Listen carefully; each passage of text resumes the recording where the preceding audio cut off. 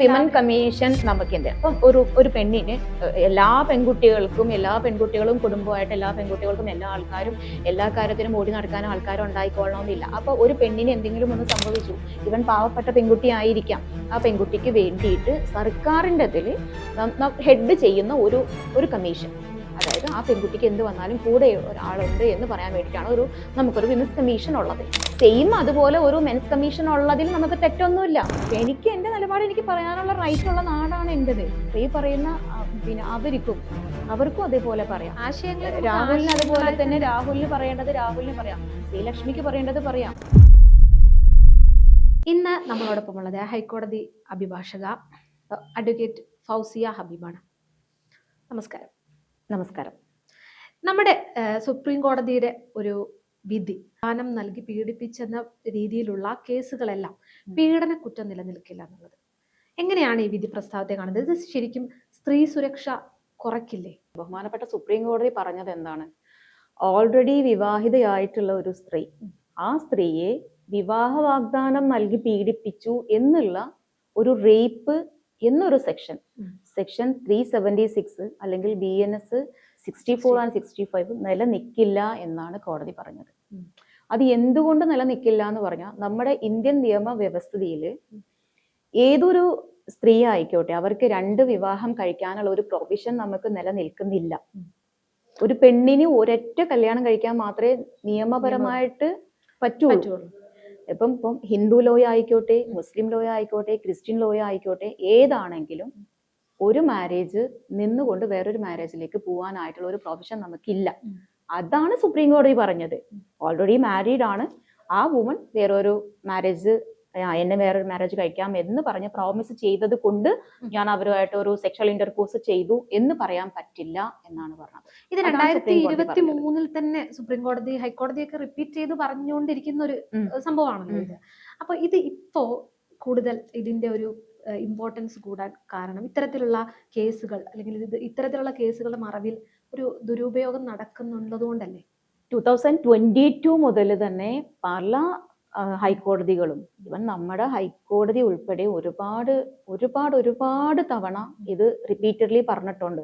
ഇപ്പോൾ anticipatory bail consider ചെയ്യുന്ന സമയത്തായിരിക്കും, അതായത് മുൻകൂർ ജാമ്യം ഒരാൾക്കെതിരെ ഒരു 69 ഇട്ടിട്ടുണ്ട്, അല്ലെങ്കിൽ 376 ആയിരിക്കും. ഇതൊക്കെ വരുന്ന സമയത്ത് ആ സമയത്ത് എല്ലാം ഇപ്പൊ ബെയിൽ കൺസിഡർ ചെയ്യുന്ന സമയത്ത്, അതല്ലെങ്കിൽ ക്വാഷ് ചെയ്യുന്ന സമയത്ത്, FIR ക്വാഷ് ചെയ്യുന്ന സമയത്ത്, ഇങ്ങനെയുള്ള റെഗുലർ ബെയിൽ കൺസിഡർ ചെയ്യുന്ന ഇങ്ങനെയൊക്കെയുള്ള സമയത്ത് കോടതി എപ്പോഴും പറഞ്ഞിട്ടുള്ള ഒരു കാര്യം, കൺസെൻഷ്യൽ ആയിട്ട് ഒരു സെക്ഷൽ റിലേഷൻഷിപ്പ്, അങ്ങനെ ഒരു കൺസെൻഷ്യൽ ആയിട്ട് ഒരു സെക്ഷൽ ഇന്റർകോഴ്സ് നടന്നു കഴിഞ്ഞാൽ അതിന് റേപ്പ് ആയിട്ട് കൺസിഡർ ചെയ്യാൻ കഴിയില്ല എന്നാണ് പറഞ്ഞത്. ദെൻ അതിനപ്പുറവും ഇപ്പുറവും ഉണ്ട്, കോടതി അതിനപ്പുറവും ഇപ്പുറവും പറയും. പക്ഷെ അതിന്റെ അപ്പുറത്തും ഇപ്പുറത്തും ഉള്ള ഫാക്ട് ആൻഡ് സർക്കംസ്റ്റൻസസ് ഒന്നും ഇവൻ ആൾക്കാർ നോക്കൂല. അതാണ് പ്രശ്നം. എന്താണ് ഈ കൺസെന്റ് ശരിക്കും? ഈ കൺസെന്റ് എന്ന് ഉദ്ദേശിക്കുന്നത്, ഇപ്പോ നമ്മളോട് ഒരാള് എന്തെങ്കിലും നമ്മളോട് നമ്മൾ ഓക്കെ ആണോ എന്ന് ചോദിക്കുമ്പം നമ്മൾ യെസ് പറയുമ്പം ഓക്കെ, ഞാൻ ഓക്കെ ആണ്. ദെൻ അതർവൈസ് ഞാൻ സൈലന്റ് ആയി നിന്നാലും അതിനെ നമ്മൾക്ക് ഇംപ്ലൈഡ്ലി യെസ് എന്ന് കൺസിഡർ ചെയ്യാൻ പറ്റും. നോ പറഞ്ഞെങ്കിലാണ് നമ്മൾക്കത് നോ ആകുള്ളൂ. ഇല്ല, ഞാനത് ഇംപ്ലൈഡ്ലി മിണ്ടാതിരിക്കുവാണെങ്കിൽ അതൊരു ഇംപ്ലൈഡ്ലി യെസ് ആണ് ശരിക്കും കൺസെന്റ്. ഞാനത് കൺസെന്റ് കൊടുത്തു എന്നാണ് അതിനർത്ഥം. ചില കേസുകളിൽ ഇപ്പോ ഭർത്താവുള്ള ഒരു സ്ത്രീ, ഞാനൊരു ഉദാഹരണം പറയാം. ഒരു ഉദാഹരണം പറയാണ്. ഇപ്പൊ ഒരു ഭർത്താവുള്ള ഒരു സ്ത്രീയാണ്, അവർ ഒരു 6-7 വർഷമായിട്ട് ഭർത്താവിന്റെ അടുത്ത് നിന്ന് മാറി നിൽക്കുവാണെന്ന് നിൽക്കാം. ആ സമയത്താണ് ഒരു പുരുഷൻ അവർക്ക് ഒരു മാരേജിന്റെ ഒരു പ്രോമിസ് കൊടുക്കുന്നു. അവര് തമ്മിൽ ഒരു 3, 4, 5 വർഷം അവർ ഒരുമിച്ച് ജീവിക്കുന്നു. എന്നിട്ട് ഈ പറയുന്ന പുരുഷൻ വേറൊരു കല്യാണത്തിലോട്ട് പോകുന്നു. അങ്ങനെ വരുന്ന സമയത്ത് ഇപ്പൊ ഇയാള് ഒരു പ്രോമിസ് കൊടുത്തിട്ടുണ്ടാകും അവിടെ. ഈ പ്രോമിസ് കൊടുത്തത് ഇവര് മാരേജിൽ നിലനിൽക്കുന്നുണ്ട് എന്ന് അവർക്ക് ആ സമയത്ത് അറിയാം. പക്ഷെ ആ മാരേജ് അവർ വിഡ്രോ ചെയ്യാൻ വേണ്ടി നിൽക്കുവാണ്, അല്ലെങ്കിൽ വിഡ്രോ ചെയ്തിട്ടുണ്ട്. ഇവൻ ലീഗലി വിഡ്രോ ചെയ്തിട്ടില്ല, ഒത്തിരി സമയം എടുക്കില്ല.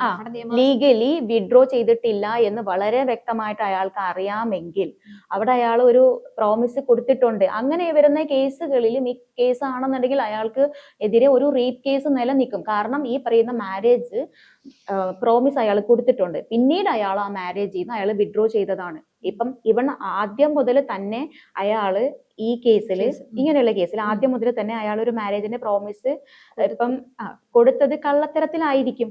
ശരിക്കും ആണെങ്കിൽ അയാളുടെ ഇന്റൻഷൻ എന്ന് പറഞ്ഞെങ്കിൽ അയാൾക്ക് ഒരു സെക്ഷൽ ഇന്റർകോഴ്സിന് വേണ്ടിയിട്ട് മാത്രമായിരിക്കും. അപ്പൊ അയാള് ഉറപ്പായിട്ടും ആ റേപ്പിന്റെ അണ്ടറിൽ വരും.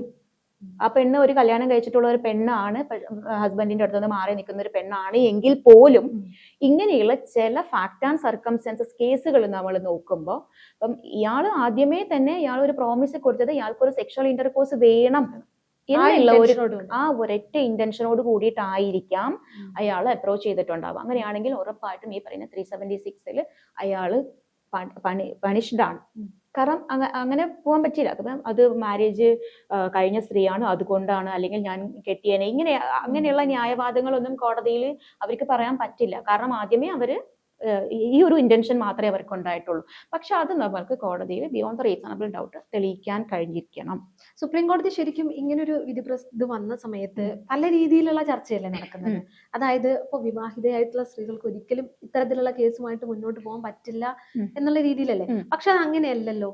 കാരണം അത്തരം കേസുകളില് ശരിയായ ഒരു അന്വേഷണം വേണം എന്നല്ലേ കോടതി ശരിക്കും ചൂണ്ടിക്കാട്ടുന്നത്. അത് കോടതി പറയുമ്പോ ഇവൻ എല്ലാ ചാനലിലും പറയുന്നത് വിവാഹിതയായിട്ടുള്ള സ്ത്രീക്ക് ഇനി ഒരിക്കലും ഒരു എന്നെ പീഡിപ്പിച്ചു എന്ന് പറഞ്ഞിട്ട് ഒരു കേസ് കൊടുക്കാൻ പറ്റില്ല എന്നുള്ളത് ഒരിക്കലും അങ്ങനെ അതൊരു ഇന്റർപ്രിട്ടേഷൻ ആയിട്ട് വെക്കുന്നതാ. ഈ പറയുന്നവരൊന്നും കേസ് വായിക്കുന്നുണ്ടാവില്ല, അല്ലെങ്കിൽ അവർക്ക് കേസിന്റെ ഫുള്ള് എന്താണ് കോടതി പറഞ്ഞത് എന്താണ് എന്നുള്ളത് മുഴുവനായിട്ടും അറിയില്ല. ഇവൻ ലാസ്റ്റ് വന്നിട്ടുള്ള കേസിൽ എന്ന് പറഞ്ഞിട്ടുണ്ടെങ്കിൽ ആ കേസിൽ അവര് മാരീഡ് ആയിട്ടുള്ള ഒരു സ്ത്രീ ആയിരുന്നു. അവർക്ക് ഇങ്ങനെ ഒരു പ്രോമിസ് കൊടുത്തു എന്ന് അവര് പറയുന്നതിൽ അങ്ങനെ ഒരു പ്രോമിസ് കൊടുത്തതായിട്ട് ഇല്ല. അവര് ഒരു മാരേജ് ഹസ്ബൻഡ് ആയിട്ട് ഇപ്പൊ എല്ലാ മാരിറ്റൽ റിലേഷൻഷിപ്പിലും ഹസ്ബൻഡ് ആൻഡ് വൈഫ് തമ്മിൽ പല പ്രശ്നങ്ങളും ഉണ്ടാവുമായിരിക്കും. അപ്പൊ അങ്ങനെയൊക്കെ ഒരു പ്രശ്നം ഉണ്ടാകുമ്പോഴത്തേക്കും വേറൊരു റിലേഷൻഷിപ്പിലേക്ക് പോയിട്ട് എന്റെ മാരേജ് ചെയ്യാം എന്ന് പറഞ്ഞ് ഇത് ചെയ്തു. പിന്നെ കുറച്ചു നാൾ കഴിയുമ്പോൾ അവരുടെ വഴിക്ക് പോകുന്ന സമയത്ത് അവർക്കെതിരെ ഒരു 376 കൊടുക്കാന്ന് പറഞ്ഞിട്ടുണ്ടെന്നുണ്ടെങ്കിൽ അതൊരിക്കലും കോടതിയിൽ നിലനിൽക്കില്ല എന്നാണ് കോടതി പറഞ്ഞത്. ഫാക്ട് ആൻഡ് സർക്കംസ്റ്റൻസസ് എപ്പോഴും നോക്കിയതിന് ശേഷം മാത്രമേ കോടതി പറയുള്ളൂ. ഇപ്പൊ ഒരു കേസിൽ നമ്മൾക്ക് എന്നെ വിവാഹ വാഗ്ദാനം നൽകി പീഡിപ്പിച്ചു എന്ന് പറയുമ്പോൾ ഇതേ ഫാക്ട് ആയിരിക്കില്ല വേറൊരു കേസിൽ വരുന്നതും. ഇവൻ രണ്ടും നല്ല വ്യത്യാസം ഉണ്ടാകും. അത് പക്ഷെ അറിയാതെയാണ് നോർമലി ഇതിന് ഒരു ചർച്ചയും ഒക്കെ ആയിട്ട് കൊണ്ടു നടക്കുന്നത്. രാഹുൽ മാങ്കൂട്ടത്തിന്റെ കേസും അതുപോലെ തന്നെ വേടന്റെ കേസും വന്നപ്പോ കാണുമ്പോൾ ഒരു സമാനത ഉണ്ടെങ്കിലും ആ കേസിനെ കുറിച്ച് അതിലും നമ്മൾ സോഷ്യൽ മീഡിയയിലും ഈ പറയുന്ന ചാനൽസിലൊക്കെ വന്നിട്ട് വേടന്റെ കേസ് ഇതുപോലെയല്ല, രാഹുൽ മാങ്കൂട്ടത്തിന്റെ കേസ് ഇങ്ങനെയാണ് എന്ന് പറയുമ്പോൾ ഞാൻ ചോദിക്കട്ടെ, രാഹുൽ മാങ്കൂട്ടത്തിന്റെ കേസ് എനിക്ക് രാഷ്ട്രീയമൊന്നുമില്ല. ഇപ്പൊ ഈ പറയുന്ന രാഹുൽ മാങ്കൂട്ടത്തിനെയും ഞാൻ വളരെ നല്ല ആളാണെന്നോ അങ്ങനെയൊന്നും ഞാൻ പറയുന്നില്ല. ഇപ്പോ അദ്ദേഹം 2, 3, 4 പെൺകുട്ടികളെ സെക്ഷുവലി അബ്യൂസ് ചെയ്തു എന്ന് പറഞ്ഞിട്ടുള്ള കേസുകൾ നമുക്ക് കോടതിയിൽ വന്ന സമയത്ത് കോടതികൾ എന്താ ആദ്യം നോക്കുന്നത്? ഇത് കൺസെന്റോട് കൂടിയിട്ടുള്ള ഒരു കൺസെൻഷ്വൽ റിലേഷൻഷിപ്പ് ആണോ എന്നുള്ളത് ആദ്യം നോക്കും. ഇവൻ അത് കൺസെൻഷ്വൽ റിലേഷൻഷിപ്പ് ആയിരുന്നു. ഇപ്പൊ നോക്കിയ എല്ലാ കേസുകളും അങ്ങനെയാണ് കോടതി പറഞ്ഞത്. പിന്നെ കോടതിയെ ക്രിട്ടിസൈസ് ചെയ്തിട്ടുള്ള ഒരു ക്വസ്റ്റ്യൻ അതായിരുന്നു, ഇവൻ അൺമാരീഡ് ആയിട്ടുള്ള ഒരു ആണാണ് എന്നുണ്ടെങ്കിൽ, അയാൾ കല്യാണം കഴിച്ചിട്ടില്ല, അവിവാഹിതനാണെങ്കിൽ എത്ര പെണ്ണിന്റെ കൂടെ വേണമെന്നുണ്ടെങ്കിലും പോവാം, അത് ഒരു ക്രൈം അല്ല എന്ന് പറഞ്ഞിട്ട് കോടതിയെ ക്രിട്ടിസൈസ് ചെയ്തിട്ടുണ്ടായിരുന്നു. ഇയാൾ അത്ര നല്ല ആളല്ല, അപ്പൊ അതായത് രാഹുൽ മാങ്കൂട്ടം നല്ല ആളല്ല, അതുകൊണ്ട് അവര് 3, 4, 5 പെൺകുട്ടികളെ ക്രൂരമായിട്ട് ഉപദ്രവിച്ചിട്ടുണ്ട്, സെക്ഷുവലി അബ്യൂസ് ചെയ്തിട്ടുണ്ട്, എന്നിട്ടും അവരെ അങ്ങനെ വെറുതെ വിടാൻ പറ്റില്ല എന്ന് കോടതിയോട് ഡിഫെൻഡ് ചെയ്തത് കൊണ്ട് കോടതി പറഞ്ഞിട്ടുള്ള കാര്യമാണ്, അൺമാരീഡ് ആയിട്ടുള്ള ഒരാൾക്ക് ഈ നാട്ടിൽ നിയമം അനുവദിക്കുന്നുണ്ട്, അവർക്ക് എത്ര പേരായിട്ട് വേണമെങ്കിൽ കൺസെന്റോട് കൂടിയിട്ടുള്ള റിലേഷൻഷിപ്പ് കീപ്പ് ചെയ്യാനായിട്ട്. അതല്ലാതെ കോടതിനെ ക്രിട്ടിസൈസ് ചെയ്യേണ്ട കാര്യം അതിലില്ല. ഇത്തരം കേസുകളൊക്കെ വരുന്ന സമയത്തില്ലേ നമുക്ക് ഈ മെൻസ് കമ്മീഷന്റെ ആവശ്യമുണ്ടല്ലോ. ഒരു കമ്മീഷൻ നമുക്ക് നമ്മൾ എന്തിനാ ഒരു കമ്മീഷൻ ഹെഡ് ചെയ്യുന്നത്? ഒരു വിമൻ കമ്മീഷൻ നമുക്ക് എന്തിനാ? അപ്പം ഒരു പെണ്ണിന് എല്ലാ പെൺകുട്ടികളും കുടുംബമായിട്ട് എല്ലാ പെൺകുട്ടികൾക്കും എല്ലാ കാര്യത്തിനും ഓടി നടക്കാനും ആൾക്കാരും ഉണ്ടായിക്കൊള്ളണമെന്നില്ല. അപ്പൊ ഒരു പെണ്ണിന് എന്തെങ്കിലും ഒന്ന് സംഭവിച്ചു, ഇവൻ പാവപ്പെട്ട പെൺകുട്ടി ആയിരിക്കാം, ആ പെൺകുട്ടിക്ക് വേണ്ടിയിട്ട് സർക്കാരിൻ്റെ അതിൽ ഹെഡ് ചെയ്യുന്ന ഒരു കമ്മീഷൻ, അതായത് ആ പെൺകുട്ടിക്ക് എന്ത് വന്നാലും കൂടെ ഒരാളുണ്ട് എന്ന് പറയാൻ വേണ്ടിയിട്ടാണ് നമുക്കൊരു വിമൻസ് കമ്മീഷൻ ഉള്ളത്. സെയിം അതുപോലെ ഒരു മെൻസ് കമ്മീഷൻ ഉള്ളതിൽ നമുക്ക് തെറ്റൊന്നുമില്ല. ഇപ്പം പുരുഷന്മാരെ ഒരുപാട് അബ്യൂസ് ചെയ്യുന്നില്ലേ?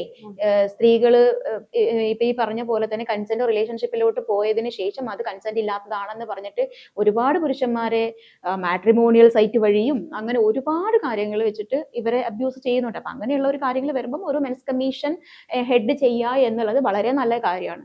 അതിൽ ഒരിക്കലും നമ്മൾക്കൊരു വിയോജിപ്പൊന്നുമില്ല. അതുപോലെ തന്നെ ഈ മെൻസ് കമ്മീഷൻ വരുന്ന സമയത്ത് ദീപകിന്റെ കേസ് അതാണല്ലോ പ്രധാനമായിട്ടും ഉയർത്തി വരുന്നത്. അത് മാത്രമല്ല, അതിന് മുൻപും പല കേസുകളുണ്ട്. പക്ഷെ ഇപ്പൊ റിലവന്റ് ആയിട്ട് നിൽക്കുന്ന ഒരു സബ്ജക്ട് ദീപകിന്റെ, കോഴിക്കോട് ദീപക് എന്ന യുവാവ് മരിച്ചതും ആത്മഹത്യ ചെയ്തതുമായി ബന്ധപ്പെട്ടുള്ള കേസാണ്. ഈ സോഷ്യൽ മീഡിയ ട്രയലുകൾ നടക്കുന്നുണ്ട്. ആ ഒരു സംഭവത്തെ കുറിച്ച് എന്താണ് പറയുന്നത്? അതെ, ഇവൻ ആദ്യമേ പറയട്ടെ, സോഷ്യൽ മീഡിയ അല്ല കോടതി. ഈ സോഷ്യൽ മീഡിയയിൽ ഇത് ഇട്ടിട്ടല്ല, ഇവരല്ല ഈ പറയുന്ന സോഷ്യൽ മീഡിയയിൽ കുറച്ച് ലൈക്കും കുറച്ച് റീച്ചും ഇതൊക്കെ കിട്ടിയിട്ടുണ്ടെങ്കിൽ ഒരു പക്ഷെ ഇതില് പൈസ കിട്ടുന്ന എനിക്ക് അതിനെ കുറിച്ച് കൂടുതൽ അറിയില്ല, പൈസ കിട്ടുന്നുണ്ടാവും. അപ്പൊ അത് വെച്ചിട്ട് ഇപ്പൊ എന്തെങ്കിലും എനിക്ക് റീച്ച് കിട്ടുന്ന ഒരു കാര്യം വെച്ച് എനിക്കതിന് റീച്ച് ഉണ്ടാക്കണം എന്ന് വിചാരിച്ചിട്ട് എന്തും പോസ്റ്റ് ചെയ്യാം എന്നുള്ള ഒരു നിലയിലേക്ക് നമ്മളുടെ സമൂഹം വരരുത്. അങ്ങനെ മാറിയത് കൊണ്ടാണ് ഇപ്പൊ ഈ പറയുന്ന ദീപക് എന്ന് പറഞ്ഞിട്ടുള്ള ഒരു വ്യക്തി ആത്മഹത്യ ചെയ്തത്. അദ്ദേഹത്തിനുണ്ടായ മാനഹാനി കൊണ്ട് അയാൾക്ക് എല്ലാവരുടെയും മുന്നിൽ അയാൾക്ക് കുറച്ച് പ്രശ്നങ്ങൾ പറ്റി, അതുകൊണ്ട് എല്ലാ ആൾക്കാരും അയാളെ വിളിച്ചു സംസാരിച്ചു എന്നാണ് അയാളുടെ സഹോദരൻ സൂരജ് നമ്മളുമായിട്ട് സംസാരിച്ചിട്ടുണ്ടായിരുന്നത്. ഇവൻ ഈ പറയുന്ന വ്യക്തിക്ക് അത് കുഴപ്പമൊന്നുമില്ല എന്നൊരാൾ പറഞ്ഞു കൊടുക്കാനുണ്ടായിരുന്നെങ്കിൽ മേ ബി അദ്ദേഹം മരിക്കില്ലായിരുന്നു എന്ന് നമുക്ക് തോന്നുന്നുണ്ട്.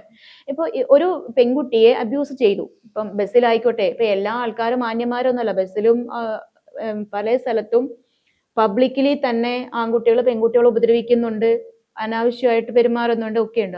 ഈ സമയത്തൊക്കെ പെൺകുട്ടികൾക്ക് തെളിവ് വേണം. ഇപ്പം വീഡിയോ എടുക്കാം, പക്ഷെ ഈ വീഡിയോ എടുക്കുന്നത് എന്തിനാ? നമ്മൾക്ക് തെളിവ് വേണം. എന്നെ അയാൾ ഉപദ്രവിച്ചു, എന്നെ അയാൾ എങ്ങനെ അനാവശ്യം പറഞ്ഞു, ഇതിന് വേണ്ടിയിട്ടാണ് നമ്മൾ തെളിവ് വരുന്നത്. അതല്ല, അത് നമ്മൾ എന്താ ചെയ്യേണ്ടത്? നമുക്ക് എല്ലാ സ്ഥലത്തും നമുക്ക് പോലീസ് സ്റ്റേഷൻ ഉണ്ട്. പോലീസ് സ്റ്റേഷൻ ഇല്ലാത്ത സ്ഥലം എവിടെയാ? ഈവൻ ഏതൊരു ബസ്സിലാണ് ഇപ്പൊ യാത്ര ചെയ്യുന്നത്, ആ ബസ് ഏതെങ്കിലും ഒരു ബസ് സ്റ്റാൻഡിൽ എത്തും, അവിടെ പോലീസുകാരുണ്ടാവും. ഈ പറയുന്ന ബസ്സില് ആ ഡ്രൈവറെ അടുത്ത് ജസ്റ്റ് പറയാം, എനിക്കൊന്ന് ജസ്റ്റ് പോലീസ് സ്റ്റേഷൻ, ഇതാണ് കാര്യം, ഇതാണ് എങ്ങനെ പറഞ്ഞാൽ അവർ കൊണ്ടുപോകില്ലേ? അതല്ലാതെ നമ്മൾ സോഷ്യൽ മീഡിയയിൽ ഇതിട്ട് ചെയ്യുമ്പോൾ, ഇപ്പൊ ഞാനൊരു കാര്യം പറയട്ടെ, ഇപ്പൊ ഈ പറയുന്ന വ്യക്തി അയാൾ ഒരു പക്ഷെ തെറ്റ് ചെയ്തിട്ടുണ്ടാവും, അയാൾക്ക് ഒരു പക്ഷെ ഫാമിലി ഉണ്ടാവും, അച്ഛൻ, അമ്മ, ചിലപ്പം ഭാര്യ, പെങ്ങള്, മക്കള്, പ്രായമായിട്ടുള്ള മക്കളുണ്ടാവാം, ഇങ്ങനെയൊക്കെ. അപ്പൊ ഒരു വ്യക്തിക്ക് എഗെയിൻസ്റ്റ് ആയിട്ടുള്ള ഒരു കാര്യം ഒരു കുടുംബത്തിനെ തന്നെ മൊത്തത്തില് ബാധിക്കും, അവർക്ക് മൊത്തത്തിൽ അത് ഹാമാകും എന്നുണ്ടെങ്കിൽ ഒരിക്കലും അങ്ങനെ ചെയ്യരുത്. നമ്മുടെ നാട്ടിൽ എന്തിനാ പോലീസിന് ജസ്റ്റ് ഒരു കോള് വിളിച്ചാൽ നമുക്ക് അവൈലബിൾ ആണ് പോലീസ്. അവര് കോള് വിളിച്ചാൽ അപ്പൊ തന്നെ അവർ ചോദിക്കില്ലേ എവിടുന്നാ വിളിക്കുന്നത്, എന്താ കാര്യം എന്നുള്ളത് അവർ ചോദിക്കില്ലേ. റെക്കോർഡിക്കൽ കോൾസ് ആണ് പോലീസ് സ്റ്റേഷനിലേക്ക് വിളിച്ചാല്. അപ്പൊ ഈ പറയുന്ന പെൺകുട്ടി അപ്പൊ തന്നെ അങ്ങനെയല്ല ഈ പെൺകുട്ടി പിറ്റത്തെ ദിവസം വരെ, അല്ലെങ്കിൽ 2-3 ദിവസം വരെ ഈ പെൺകുട്ടി ഒരു കംപ്ലൈന്റ് കൊടുത്തിട്ടില്ല. ഒരു കംപ്ലൈന്റ് എവിടെയും ഈ പെൺകുട്ടി കൊടുത്തിട്ടില്ല. ഓറലി പോലും ഈ പെൺകുട്ടി ഓറലി കൊടുത്തു എന്ന് പറയുന്നത് അങ്ങനെ ഒരു കംപ്ലൈന്റ് എവിടെയും രജിസ്റ്റേർഡ് അല്ല. കിട്ടിയിട്ടുണ്ടെങ്കിൽ തന്നെ ആരും പറഞ്ഞിട്ടില്ല അങ്ങനെ ഒരു കംപ്ലൈന്റ് വന്നു. എന്തുകൊണ്ട് കംപ്ലൈന്റ് കൊടുത്തില്ല? ഒരു കംപ്ലൈന്റ് കൊടുത്തിട്ടാണ് ഇത് പറയുന്നത്. ഒരു ആരോപണം ഉണ്ടായിട്ടുണ്ടെങ്കിൽ അങ്ങനെയല്ലേ വേണ്ടത്? അതാണ് ചെയ്യേണ്ടത്. അതാണ് നമ്മുടെ നാട്ടില് നിയമമുണ്ട്. നമ്മൾ നിയമം പറയുന്ന കാര്യങ്ങളൊന്നും നമ്മൾ ചെയ്യാതെ എല്ലാ പെൺകുട്ടികൾക്ക് ഇതിലാണ്, അല്ലെങ്കിൽ എല്ലാതും ആണുങ്ങൾക്ക് എഗെയിൻസ്റ്റ് ആണ്, ഇങ്ങനെ നമ്മൾ ഒരിക്കലും പറയരുത്. പോലീസുണ്ട്, കോടതിയുണ്ട്, ഇതൊന്നും നമ്മൾ ചെയ്യേണ്ട കാര്യങ്ങൾ ഒരുപാട് കാര്യങ്ങളുണ്ട്. ആ കാര്യങ്ങളൊന്നും നമ്മൾ ചെയ്യുന്നില്ല എന്നുണ്ടെങ്കിൽ അത് നമ്മൾക്ക് എഗെയിൻസ്റ്റ് ആയിട്ടാണ് വരിക. ഈ പെൺകുട്ടിയുടെ കാര്യത്തിലും അങ്ങനെയല്ലേ സംഭവിച്ചത്? ഈ പെൺകുട്ടിക്ക് അതൊരു കംപ്ലൈന്റ് ആയിട്ട് കൊടുക്കാമായിരുന്നു. അങ്ങനെയാണെങ്കിൽ ഇത്രയും സംഭവിക്കില്ലായിരുന്നല്ലോ. തീർച്ചയായിട്ടും ഒരാളുടെ ജീവൻ പോകേണ്ട ഇത്രയും പ്രശ്നങ്ങളും ഉണ്ടാവില്ലായിരുന്നു. അതല്ലേ ചെയ്യേണ്ടത്. പക്ഷെ അത് ചെയ്തു. ഇത് മാത്രല്ലല്ലോ, ഇത് തൊട്ട് മുൻപ് മറ്റൊരു കേസ് വന്നു, മറ്റൊരു യുവതി ഇതുപോലെ. അതെ. പക്ഷെ ആ ഒരു കേസില് ആ പെൺകുട്ടി അവരുടെ ഫേസ് ഹൈഡ് ചെയ്തത് കൊണ്ട് മാത്രം ആ പെൺകുട്ടിക്ക് വേറെ ഇഷ്യൂസ് വന്നില്ല. ഇൻകേസ് ആ കുട്ടി അത് ഹൈഡ് ചെയ്തിട്ടില്ലായിരുന്നു എങ്കിൽ ഇപ്പൊ ഞാൻ അന്വേഷിച്ചതിൽ എനിക്ക് അറിയാൻ പറ്റിയത് അയാൾ ഒരു മലയാളി അല്ല. അയാൾ പിന്നെ ഒരു ഫോൺ യൂസ് ചെയ്യുന്ന ഒരാളൊന്നും അല്ല എന്നാണ് നമ്മൾക്ക് അറിയാൻ കഴിഞ്ഞത്. അപ്പൊ അങ്ങനെയുള്ള ഒരാളായതുകൊണ്ട്, ഇവൻ വേറെ ഏതെങ്കിലും ഒരാളാണ്, ഇപ്പൊ പ്രായമായിട്ടുള്ള ഒരാൾക്കാരൊക്കെ ആണെങ്കിൽ എന്തുകൊണ്ട് ഫോൺ ഇങ്ങനെ പിടിക്കുന്നു എന്ന് പറഞ്ഞിട്ട് ചിലപ്പോൾ അവർ നോക്കിയേക്കാം, അവർക്ക് ഇതിനെ കുറിച്ച് അറിയില്ല. അങ്ങനെയൊക്കെ വരുന്ന സമയത്ത് എപ്പോഴും നമ്മൾ ഈ സോഷ്യൽ മീഡിയ അത് മാത്രം, അത് കോടതി അല്ല. സോഷ്യൽ മീഡിയയിൽ ഇപ്പൊ നമ്മൾ കാണുന്നതാണ് നമ്മൾ വിശ്വസിക്കുന്നത്. അതിൽ എത്ര സത്യം ഉണ്ടെന്ന് നമുക്കറിയോ? അത് തിരിച്ചറിയാൻ പല പെൺകുട്ടികൾക്കും പറ്റുന്നില്ല. ഈ പെൺകുട്ടിക്ക് ഇപ്പൊ എന്താ സംഭവിച്ചത്? ഒരു 10-20 ദിവസം ഒരു ജയിലിനകത്ത് കിടക്കാന്ന് പറഞ്ഞാൽ ജയിലിനകത്ത് അത്ര വലിയ സുഖമുള്ള കാര്യമൊന്നുമല്ല. എല്ലാവരും പുറത്ത് പറയും ഞങ്ങൾക്ക് ജയിലിൽ അത്രയും കാശുണ്ട്, ജയിലിൽ മട്ടനും ചിക്കനും ഒക്കെയാണ്. നമ്മള് പുറത്തുനിന്ന് ഒരാൾ പൂട്ടിയിട്ട് നമ്മളോട് അകത്തിരിക്കാൻ പറഞ്ഞാൽ എത്ര സമയം നമ്മൾ ഇരിക്കും? വിത്തൗട്ട് മൊബൈൽ നമുക്ക് എത്ര സമയം ഇരിക്കും? ഈ പറയുന്ന ആൾക്കാർ എത്ര സമയം ഇരിക്കും? പിന്നെ നമ്മൾ സർക്കാരിനെ കുറ്റം പറയുന്നു, നമ്മൾ പോലീസിനെ കുറ്റം പറയുന്നു, കോടതിയിലേക്ക് കൊണ്ടുവന്ന കോടതി ഇപ്പൊ തന്നെ ജാമ്യം കൊടുക്കുന്നു പറയുന്നു. ഇതിന്റെയൊക്കെ ഇടയിലുള്ള കാര്യങ്ങൾ ഒരാൾ പോലും അന്വേഷിക്കൂല. നമ്മുടെ നിയമം എന്താണെന്നും കൂടി അറിയില്ലാതെയാണ് ആൾക്കാർ ഇരുന്ന് പറയുന്നത്. 2 ദിവസം മുന്നേ സ്പായിൽ വെച്ചിട്ട് ഒരു പെൺകുട്ടീനെ ക്രൂരമായിട്ട് ആ പെൺകുട്ടീനെ പീഡിപ്പിച്ചു എന്ന് പറയുന്നു. എന്തുകൊണ്ട്? ആ പെൺകുട്ടി ഒരു പാവപ്പെട്ട കുട്ടി ആയതുകൊണ്ടല്ലേ ആരും അതൊരു ചർച്ചയായിട്ട് കൊണ്ടുവന്നില്ല. ഇവൻ ഒരാൾ പോലും അതിന് മുന്നിൽ വന്നിട്ട് ഇങ്ങനെയുള്ള കാര്യങ്ങളൊന്നും ചെയ്തില്ല. ആ ഒരു കേസ് നോർമൽ കേസായിട്ട് പോകും. ആ പെൺകുട്ടിയുടെ വോയിസ് ഞാൻ കേട്ടിട്ടുണ്ടായിരുന്നു. ആ പെൺകുട്ടി പറയുന്നുണ്ട് ക്രൂരമായിട്ട് എന്നെ കത്തി കാണിച്ച് അങ്ങനെ ചെയ്തു ഇങ്ങനെ ചെയ്തു എന്നൊക്കെ. കോടതി എപ്പോഴും തെളിവിന്റെ അടിസ്ഥാനത്തിലാണ് ഒരു വ്യക്തിനെ അയാൾക്ക് ശിക്ഷ കൊടുക്കുന്നതും അയാളെ വെറുതെ വിടുന്നതും തെളിവിന്റെ അടിസ്ഥാനത്തിലാണ്. ഈ പറയുന്ന തെളിവുകൾ എപ്പോഴും കോടതിയിൽ കൊണ്ടുവരുന്നത് പ്രോസിക്യൂഷനാണ്, പോലീസ് ഓഫീസേഴ്സ് ആണ് അത് ഇൻവെസ്റ്റിഗേഷൻ നടത്തുന്നത്. ഈ ഒരു ഇൻവെസ്റ്റിഗേഷൻ ഒരു പ്രോപ്പർ ആയിട്ട് ഒരു ഇൻവെസ്റ്റിഗേഷൻ നടത്തിയാൽ ഒരു ലോക്കോളും ഇല്ലാതെ ഈ പറയുന്ന വ്യക്തി ചെയ്തിട്ടുള്ള എല്ലാ കാര്യങ്ങളും കോടതിയുടെ മുന്നിൽ അവതരിപ്പിക്കാൻ കഴിഞ്ഞാൽ, ഒരു മെറ്റീരിയൽ എവിഡൻസ് ആയിട്ട് കോടതിയുടെ മുന്നിൽ കൊണ്ടുവന്നിട്ടുണ്ടെങ്കിൽ നമ്മുടെ നിയമം അതിന് അനുവദിക്കുന്നുണ്ട്. ഇങ്ങനെയുള്ള പ്രതികളിനെ നമ്മൾക്ക് പുറത്തേക്ക് വിടാതിരിക്കാനുള്ള എല്ലാ ശിക്ഷയും കൊടുക്കാനുള്ളത് ഉണ്ട് നമുക്ക് നിയമമില്ല. നമ്മുടെ നിയമമാണ് പ്രശ്നം എന്ന് പറയുന്നതിനുള്ള ആൻസർ ആണത്. നമ്മുടെ നിയമമല്ല പ്രശ്നം. കോടതിയുടെ മുന്നിൽ വരുന്ന പോലീസ് സബ്മിറ്റ് ചെയ്യുന്ന റിപ്പോർട്ട് എന്താണോ ആ റിപ്പോർട്ടിൽ എന്താണോ ഉള്ളത് അതിനനുസരിച്ച് മാത്രമേ കോടതിക്ക് ചെയ്യാൻ പറ്റുള്ളൂ. നിയമത്തിന്റെ തെളിവുകളാണ്, തെളിവ് വേണം. മെറ്റീരിയൽ ആയിട്ട് നമ്മൾക്ക് ഇപ്പൊ കോടതിയോട് അത് അങ്ങനെയല്ല ഇങ്ങനെയാണെന്ന് പറഞ്ഞാൽ എവിടെ തെളിവാണ് വേണ്ടത്. ആ തെളിവിനനുസരിച്ച് മാത്രമേ കോടതിക്ക് പറയാൻ കഴിയുള്ളൂ.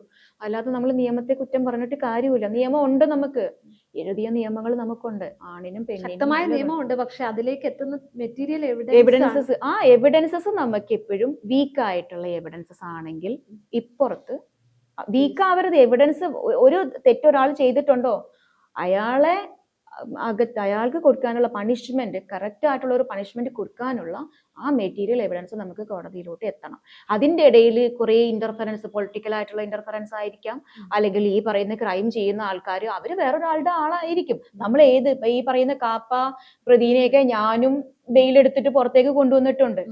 അപ്പൊ ഈ പറയുന്ന ഇവൻ നമ്മളെടുത്തും പറഞ്ഞിട്ടുണ്ട് അയാൾ എങ്ങനെയെങ്കിലും ഇറക്കി കൊണ്ടുവരണം കേട്ടോ എന്ന്. അയാൾക്ക് 10ഉം 9ഉം 8ഉം കേസുകൾ നിലനിൽക്കുമ്പോൾ തന്നെ അയാൾ വീണ്ടും കേസുകൾ ചെയ്യുന്നുണ്ട്. അപ്പോ ഇങ്ങനെയുള്ള കേസ് നമ്മളുടെ ജോലിയാണ് നമ്മൾ ചെയ്യുന്നത്. ഇപ്പൊ നമ്മളടുത്ത് ഒരാൾ ഇങ്ങനെ ഒരു കേസുണ്ട് അപ്പൊ അത് നോക്കണം എന്ന് പറയുമ്പോൾ നമ്മൾ അവരെ ഇറക്കി കൊണ്ടുവരുന്നു. അപ്പൊ ഞാൻ പറയുന്നത് ഇങ്ങനെയുള്ള കേസുകളിൽ ഒരുപാട് പൊളിറ്റിക്കൽ ഇന്റർഫറൻസ് വരുന്ന സമയത്ത് ഈ വരുന്ന വീക്ക് ആയിട്ടുള്ള റിപ്പോർട്ട് കോടതിയിൽ വരും. ഈ പറയുന്ന പ്രതികൾ വീണ്ടും പുറത്തിറങ്ങും. സെയിം ഒഫൻസ് തന്നെ അവർ ചെയ്യും. സിമിലർ ആയിട്ടുള്ള കേസുകൾ തന്നെ അവർക്ക് വീണ്ടും വീണ്ടും കൂടിക്കൊണ്ടിരിക്കും. ഇങ്ങനെയാണ് സംഭവിക്കുന്നത്. പിന്നെ ശ്രീലക്ഷ്മി അറക്കലിന്റെ ഒരു പൊളിറ്റിക്കലി ഇൻകറക്റ്റ് ആയിട്ടുള്ള വേർഡാണ് അങ്ങനെ ഒരിക്കലും പിടിക്കാൻ പാടില്ല. അത് ശ്രീലക്ഷ്മി ഇരുന്ന് കരയുന്ന ഒരു ഇന്റർവ്യൂ, പെൺകുട്ടി കരയുന്നത് ഞാൻ കണ്ടത്. അങ്ങനെ ഒരു പെൺകുട്ടീനെ വിളിക്കാൻ ഈ നാട്ടിൽ അങ്ങനെ ഒരു പെൺകുട്ടീനെ വിളിക്കാൻ ആർക്കാണ് അധികാരമുള്ളത്? ഇതിന്റെ താഴെ വന്ന കമന്റുകളാണ് അത്ഭുതപ്പെടുന്നത്. ഈ കമന്റുകളും ഇതൊക്കെ എന്ന് പറഞ്ഞ കുറെ ആൾക്കാര് ബാലും തലയില്ലാതെ ഓരോരോ ഫേസ്ബുക്ക് ഐഡിയകളും ഉണ്ടാക്കും. എന്നിട്ട് അതിലങ്ങ് കിടന്നിട്ട് അതും ഇതൊക്കെ പറയുക. ഇവരൊന്നും നേരിട്ട് വന്നാൽ സംസാരിക്കാൻ പറ്റൂല. ഇവരൊന്നും നേരിട്ട് അവർക്ക് വരാനോട്ട് പറ്റാമില്ല, സംസാരിക്കാമില്ല. അവർക്കൊന്നും ഐഡിക്ക് ഒരു പേര് പോലും ഉണ്ടാവില്ല. അപ്പൊ ഇങ്ങനെയൊക്കെ വരുമ്പോൾ ഒരു പെൺകുട്ടീനെ അങ്ങനെ പറയേണ്ട കാര്യമില്ല.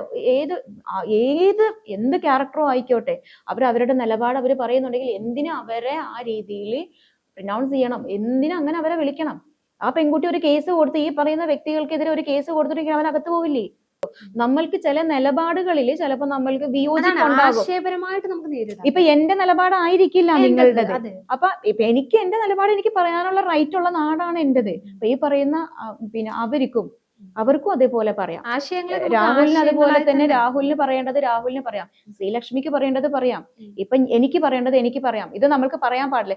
ഓരോരുത്തർക്കും ഓരോരോ കാര്യത്തിലും ഓരോരോ അഭിപ്രായങ്ങൾ ഉണ്ടാകും. ആ അഭിപ്രായം പറഞ്ഞെന്ന് വിചാരിച്ചിട്ട് നമ്മൾ അവരെ വേറൊരു രീതിയിൽ നമ്മൾ പറയാൻ പറ്റുമോ? അങ്ങനെ പറയാൻ പാടില്ല. ഇപ്പൊ ഈ സോഷ്യൽ മീഡിയ എന്ന് പറഞ്ഞുള്ള ഒരു ഇതില് എങ്ങനെ കിടന്ന് പറയാം. അപ്പൊ അവർക്കൊക്കെതിരെ ഒരു കേസ് പോയിട്ടുണ്ടെന്നുണ്ടെങ്കിൽ പറയുന്നത് അവർക്കെതിരെ ഒരു അവർക്കൊക്കെതിരെ ക്രിമിനൽ കുറ്റമല്ലേ ചെയ്തേക്കുന്നത്. ഒരിക്കലും അങ്ങനെ പറയാൻ പാടില്ല ഒരു പെൺകുട്ടീനെ.